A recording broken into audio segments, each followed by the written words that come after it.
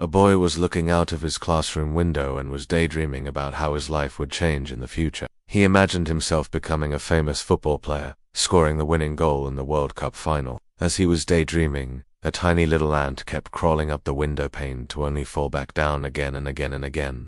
The boy turned to his friend and said, "Hey, look at that ant. It's trying to climb that window, but it keeps falling. You see, my dream is to become a great football player. But every time I get close to achieving my dream, something happens that makes me start over. Like right now, my team has made it to the finals, but we've got a tough opponent, and if we lose, then all our hard work will have been for nothing." He knew that it would take time and effort, but he was willing to put in the work. He understood that true success wasn't just about achieving his dreams. Book of Legdor 6, MWI 3K6, U8 Kiknoet.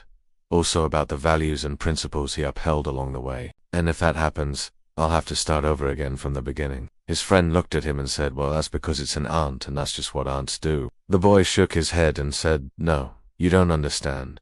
That ant is like me. It's trying to achieve its dream, but every time it gets close, it falls and has to start over again. I can relate to that." His friend still wasn't quite understanding what the boy was talking about, so he decided to explain. The boy's friend was silent for a moment as he thought about his friend's words. Then he said, "Well, sometimes when we set our sights too high and focus all our energy on achieving that one big dream, we can lose sight of what's important. Your dream of becoming a great footballer is admirable, but don't forget to appreciate the journey and the people around you. Otherwise, you may end up losing everything." The boy pondered his friend's words. He realized that he had been so focused on winning the championship that he had neglected his studies. He had missed several classes and his grades were slipping. He also realized that he had been a bit of a jerk to his teammates, taking his frustration out on them when things didn't go his way. Determined to make a change, the boy apologized to his teammates and promised to study harder.